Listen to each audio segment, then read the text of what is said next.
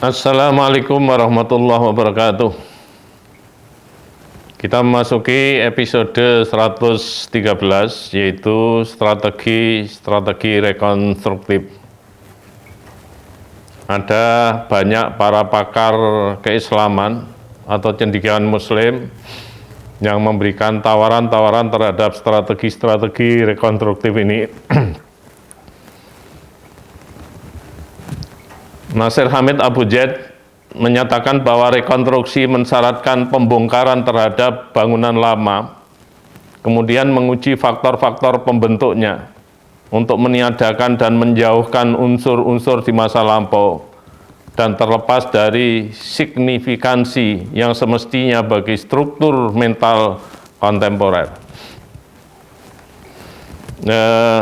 Tampak sekali bahwa apa yang ditawarkan oleh Nasir Hamid Abu Zaid ini ada pengaruh-pengaruh dari tren atau kecenderungan barat yang membenturkan antara modernisasi dengan tradisi, sehingga warisan masa lampau,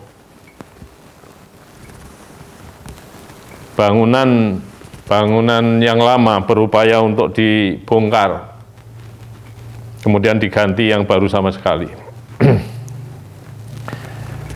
Selanjutnya, Ziauddin Sardar menyatakan bahwa rekonstruksi peradaban muslim merupakan proses teoritis dan praktis yang saling membantu satu sama lain. Teori membentuk praktek, sementara praktek mempertajam teori. Memang dalam tradisinya antara teori dengan praktek seperti itu, bahwa teori dirumuskan itu untuk dipraktekkan, untuk diaktualisasikan. Tetapi sebaliknya hasil praktek itu bisa digunakan untuk menyempurnakan, melengkapi, atau mempertajam rumusan-rumusan teoritis. Selanjutnya, Muhammad Arkun menyatakan bahwa hanya upaya yang berkelanjutan saja yang mampu membawa kita keluar dari problem polemik dan apologik, serta melakukan revitalisasi studi Islam sebagai sebuah disiplin akademis yang tidak terpisahkan dari kebutuhan aktual masyarakat muslim.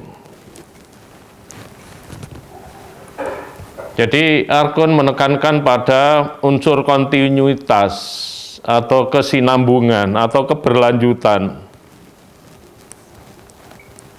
dalam melakukan perubahan pembangunan maupun konstruksi studi Islam. Dengan kesinambungan itu maka akan terjadi penyempurnaan, akan terjadi satu perubahan-perubahan yang positif dalam mengembangkan studi Islam sebagai satu pilar juga di dalam merealisasikan kemajuan peradaban dan kebudayaan Islam.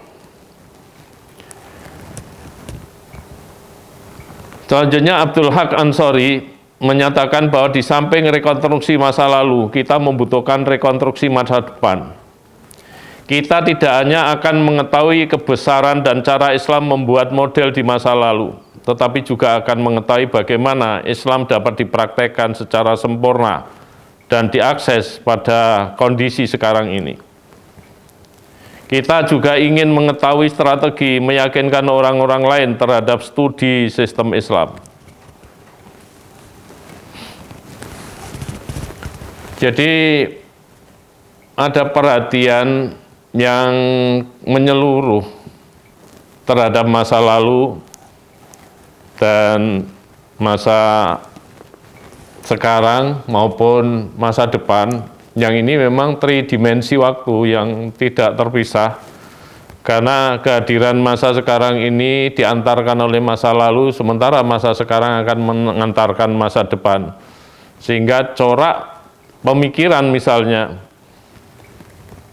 atau corak tindakan masa lalu, bagaimanapun warnanya, itu akan mempengaruhi kondisi sekarang. Corak tindakan sekarang, corak pemikiran sekarang, sementara kondisi sekarang akan mengantarkan pembentukan di masa yang akan datang. Pada bagian lain, Hasan Hanafi menyarankan bahwa masa lalu bukan untuk dipertahankan atau diserang, tetapi untuk direkonstruksi, diperbaiki kembali, dibentuk kembali. Masa depan bukan untuk diserang atau dipertahankan, tetapi untuk dipersiapkan dan direncanakan.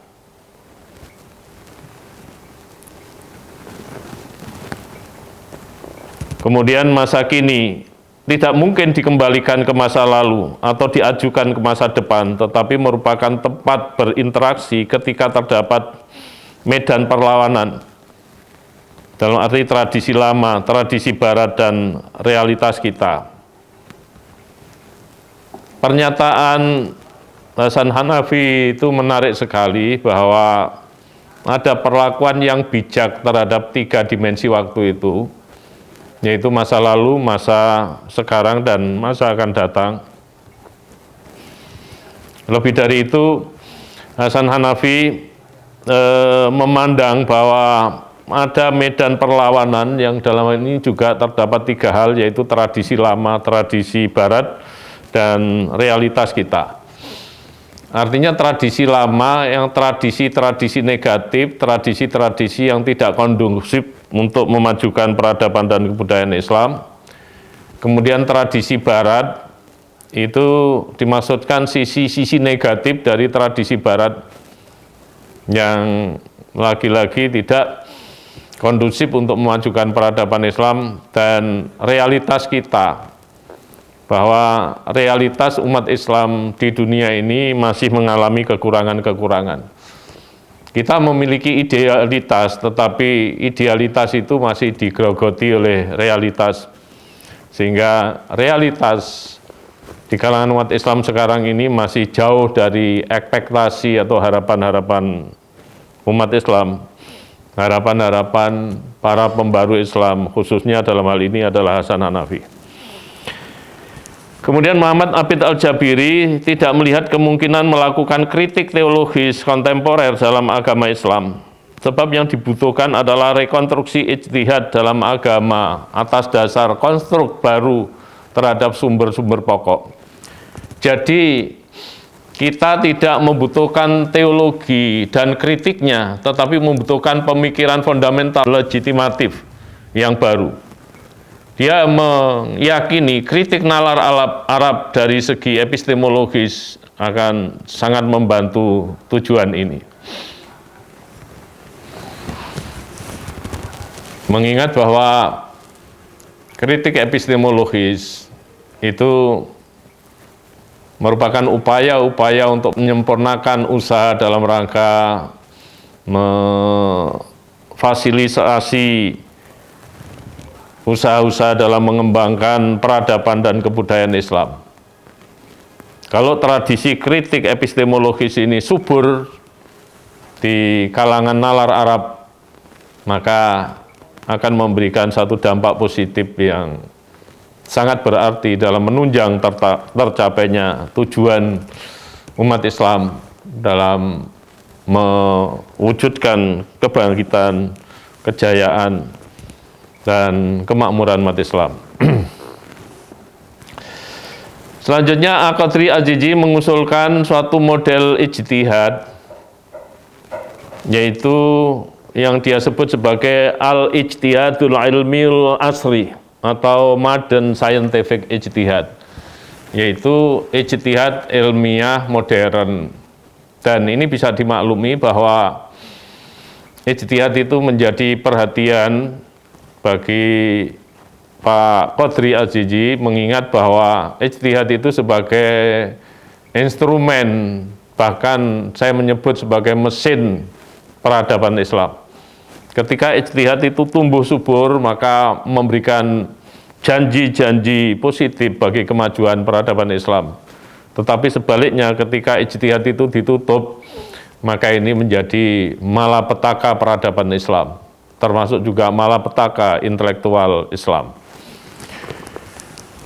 Kemudian Al-Jabiri mengusulkan upaya mewujudkan masa tadwin yang baru, melalui ukuran, standar-standar, dan pencerahan-pencerahan yang baru juga. Pada masa tadwin itulah kebudayaan Arab menyaksikan satu strategi yang menyeluruh dalam berbagai bidang kebudayaan. Bahkan merupakan strategi kebudayaan yang pertama dikenal oleh sejarah umat manusia. Pada masa itu juga, untuk pertama kalinya muncul gerakan rekonstruksi atas warisan budaya masa jahiliyah yang menyangkut sastra dan sejarah. Bahkan pada masa itu juga, berbagai disiplin keilmuan Islam, mulai hadis, tafsir, fikih, hingga teorisasi doktrin Islam, dibakukan dan dikodifikasi secara menyeluruh. Jadi masa tadwin itu masa yang diidamkan di kalangan para pemikir Islam. Terbukti pada masa itu terjadi kebangkitan pembangunan ilmu-ilmu keislaman, pengembangan ilmu-ilmu keislaman sebagaimana yang disebutkan oleh Al-Jabiri tadi, baik hadis, tafsir, fikih maupun teorisasi doktrin Islam yang dimaksudkan adalah ilmu kalam. Nah, semua ilmu itu kemudian terbentuk, bahkan kemudian ilmu-ilmu itu memberikan stimulasi terhadap pengembangan ilmu-ilmu yang biasanya disebut sebagai ilmu umum, sebagaimana ilmu filsafat, ilmu sejarah, astronomi, kedokteran, fisika, kimia, dan lain sebagainya. Jadi kalau kita lihat bahwa dalam sejarah Islam munculnya sains pada saat itu didorong atau ditarik oleh gerbong rumpun pengembangan ilmu-ilmu agama. Dan ini yang tidak terjadi di Barat, sehingga membedakan salah satu unsur sejarah perkembangan ilmu pengetahuan di dunia Islam dibanding dengan di Barat. Selanjutnya Al-Jabiri mengharapkan kita memunculkan suatu gerakan pembukuan dan pembakuan yang baru sama sekali dengan menggerakkan para cendekiawan Muslim secara besar-besaran, sistematis dan menyeluruh agar mereka melakukan kegiatan keilmuan secara maksimal, berupaya menemukan sesuatu, mensosialisasikan hasil temuan ke tengah-tengah masyarakat, membukukannya dan menyebarkan atau mempublikasikan ke seluruh penjuru dunia, sehingga mewarnai dinamika peradaban Islam dalam skala global. Ini sesungguhnya menjadi satu keniscayaan moral bagi para cendekiawan Muslim sesuai dengan tugas dan misi mereka, di mana mereka sesungguhnya menjadi ujung tombak dalam menggagas, melakukan perenungan-perenungan, pemikiran-pemikiran, kemudian penelitian, penggalian, sampai pada upaya untuk mengkonstruk teori-teori baru, kemudian menerapkan atau mengaktualisasikan teori-teori itu demi kemajuan peradaban dan kebudayaan Islam yang kita cita-citakan. Selanjutnya Hasan Hanafi menawarkan 8 model rekonstruksi untuk mengubah keadaan umat Islam menghadapi zaman modern, yaitu dari Tuhan ke bumi. Artinya maksudnya bisa kita tangkap dari pemikiran-pemikiran yang terkonsentrasi kepada Tuhan, kemudian digeser pada pemikiran-pemikiran yang terkonsentrasi dalam mengembangkan, mengelola, mengembangkan, memakmurkan bumi, bahkan juga menggali rahasia-rahasia ketuhanan yang tertanam di dalam bumi. Kemudian dari keabadian ke waktu, dari takdir ke kehendak bebas, dari otoritas ke akal, dari teori ke tindakan, dari karisma ke partisipasi massa, dari jiwa ke tubuh, dan dari eskatologi ke futurologi. Intinya bahwa tawaran-tawaran dari Hasan Hanafi itu menghendaki adanya suatu dinamika, mengubah satu keadaan lama yang dipandang kurang memberikan dukungan terhadap perwujudan kemajuan peradaban dan kebudayaan Islam, diubah menjadi kondisi baru, kondisi yang memfasilitasi, kondisi yang mendukung, kondisi yang bahkan menentukan arah kemajuan peradaban dan kebudayaan Islam tersebut. Sehingga ada usulan-usulan transformatif dari Hasan Hanafi tadi yang sesungguhnya apabila dipraktekkan juga sangat bermanfaat. Selanjutnya Pak Kuntowijoyo menawarkan beberapa program pembaruan pemikiran untuk melakukan reaktualisasi Islam yang dapat dilaksanakan saat ini. Yang pertama, perlu mengembangkan penafsiran sosial struktural melebihi penafsiran individual ketika memahami ketentuan-ketentuan tertentu di dalam Al-Quran. Kalau Al-Quran sendiri itu merupakan kitab suci yang banyak juga memiliki stimulasi normatif terhadap pengembangan ilmu pengetahuan. Karena itu ayat-ayat yang normatif itu kemudian ketika difahami, ditafsiri, kemudian pemahaman dan penafsiran itu dikembangkan dalam bentuk tindakan-tindakan real, dalam bentuk rumusan-rumusan teoritis, maka fungsi dari ayat-ayat Al-Quran tadi kemudian menjadi lebih dinamis, menjadi lebih kondusif, menjadi lebih progresif, dan lain sebagainya. Yang kedua, tawaran Pak Kuntowijoyo adalah mengubah cara berpikir subjektif ke cara berpikir objektif, meskipun objektif 100% tidak mungkin. Tetapi bahwa yang dimaksudkan pemikiran-pemikiran subjektif di mana unsur-unsur ideologi, unsur-unsur kepentingan, unsur-unsur kepercayaan nimbrung, itu menjadi hambatan-hambatan tertentu dalam mewujudkan suatu kebenaran. Sehingga sedapat mungkin itu dikikis, minimal dikurangi dalam mewujudkan suatu model atau cara berpikir yang lebih objektif.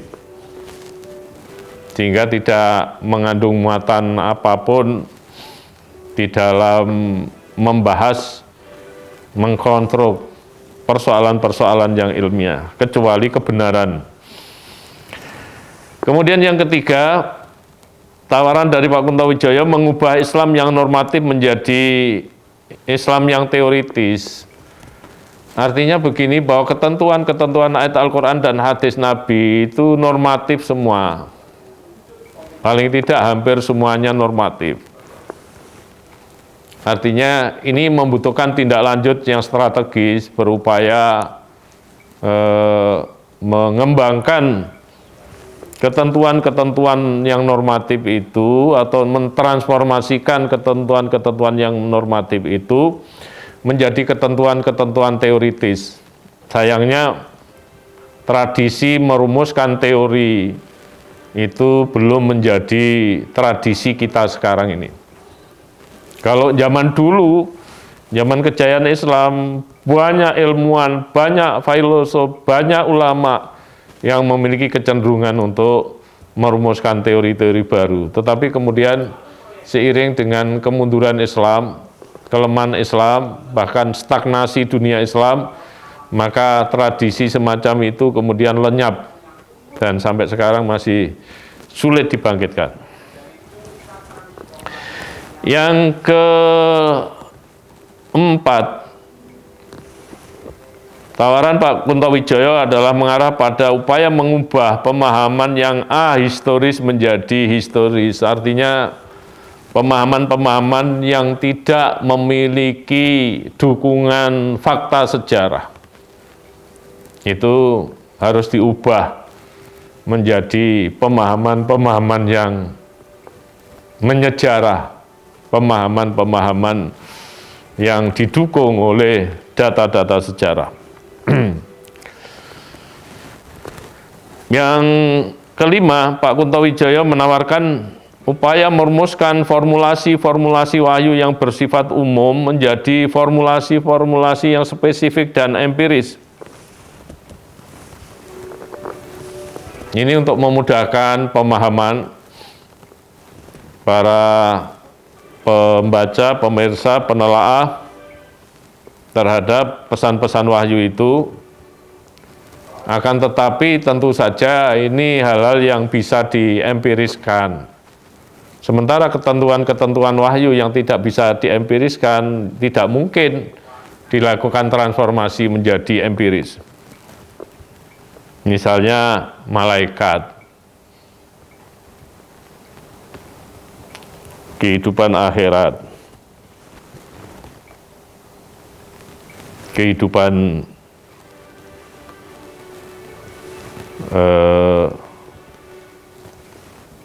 makhluk halus.